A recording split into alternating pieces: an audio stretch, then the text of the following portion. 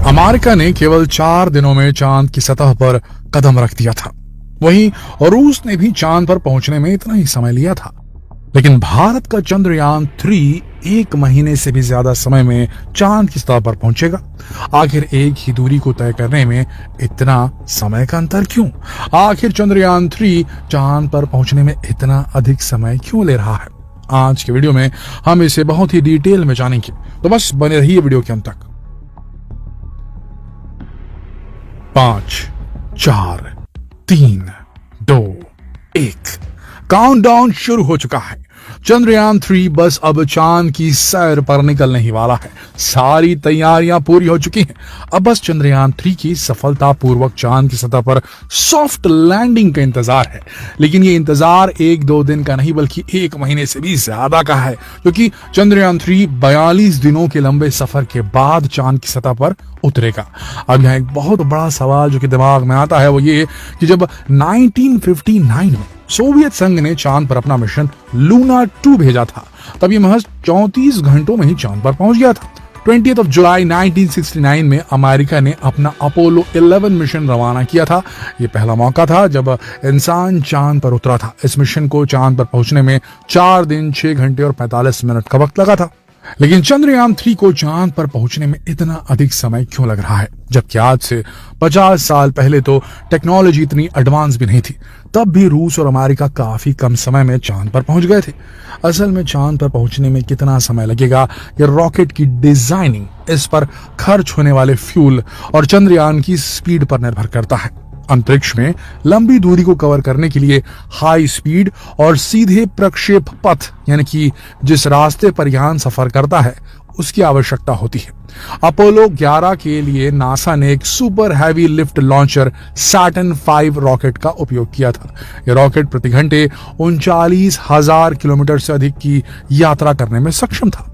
Rocket के शक्तिशाली engine ने सिर्फ 4 दिनों में अपोलो 11 को 3.8 लाख किलोमीटर दूर चांद तक पहुंचा दिया था। हालांकि 1969 में अपोलो मिशन के लिए नासा ने 1300 करोड़ रुपए खर्च किए थे, यानी कि आज के समय के हिसाब से 8500 करोड़ से भी ज्यादा।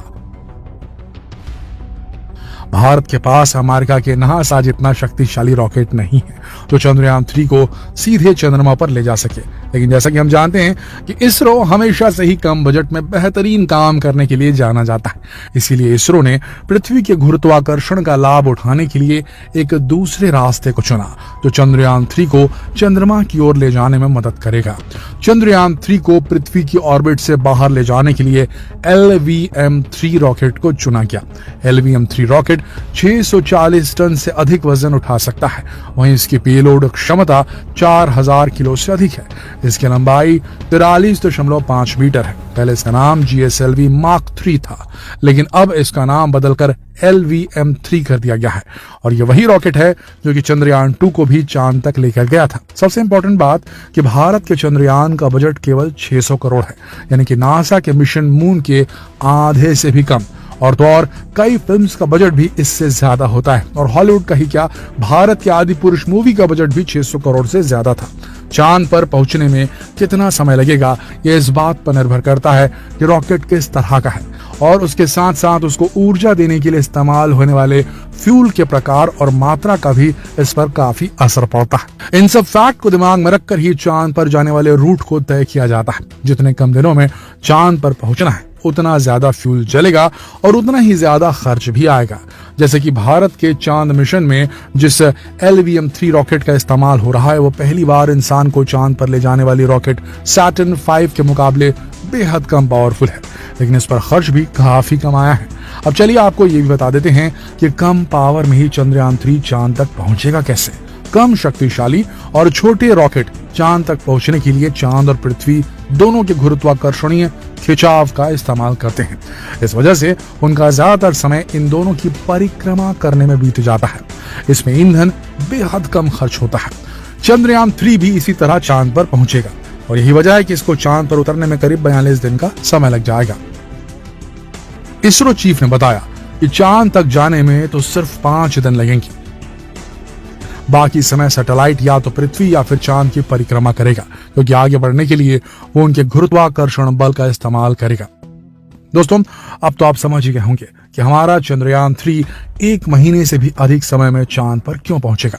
अच्छा, ये तो हुई चंद्रयान की बात, पर सोचिए कि आगे आपसे कहा जाए कि आपको अपनी कार से चांद पर जाना है, तो आपने कभी सोचा है कि इसमें कितना वक्त लगेगा? इसका जवाब है कि अगर आप 100 किलोमीटर प्रति घंटे की चाल से चलते रहे तो आपको करीब 5.5 महीने चांद तक पहुंचने में लग जाएंगे। तो क्या आप जाना चाहेंगे कार से चांद की लॉन्ग ड्राइव पर? खैर, ये ट्रिविया छोड़िए, आगे बढ़ते हैं।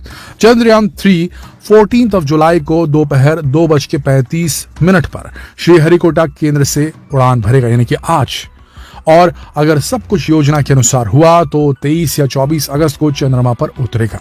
चंद्रयान 3 चंद्रमा के उस हिस्से पर लैंड करेगा जिसे डार्क साइड ऑफ मून कहते हैं। ऐसा इसलिए क्योंकि यह हिस्सा पृथ्वी के सामने नहीं आता। अच्छा, चलिए आपको अब यह भी बता देते हैं कि चंद्रयान 3 को भेजने के पीछे भारत का मकसद क्या है।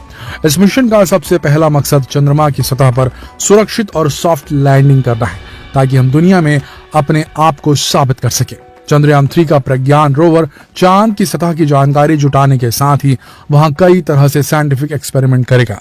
इस मिशन का सबसे खास मकसद चांद के साउथ पोल को एक्सप्लोर करना है, क्योंकि ये वही जगह है जहां के कुछ गहरे क्रेटर्स में चंद्रयान 1 ने पानी की खोज की थी, और चंद्रयान 2 भी इसी जगह लैंडिंग की कोशिश करने में नाकाम हुआ था। इसीलिए अब यह मिशन भारत के लिए खुद को साबित करने का मिशन बन चुका है, जिसके लिए भारत ने पूरी तैयारी भी की है। यह मिशन भारत को अमेरिका, रूस और चीन के बाद चंद्रमा पर सॉफ्ट लैंडिंग कराने वाला दुनिया का चौथा देश बना देगा, और भारत रच देगा एक बड़ा इतिहास। आशा करते हैं जितनी जल्दी हो सके हमारा रॉकेट निकले और सही समय पर पहुंच जाए, सफलतापूर्वक इस बार सॉफ्ट लैंडिंग भी हो, और नई नई चीजें हमारे चंद्रयान 3 में मौजूद जो रोवर है प्रज्ञान, वो खोज कर निकाले और इसरो का नाम गौरवान्वित कर दे, देश का नाम गौरवान्वित कर दे। तो बेस्ट ऑफ लक है इसरो को। हमने तो कह दिया, आप भी कहिए नीचे कमेंट सेक्शन में।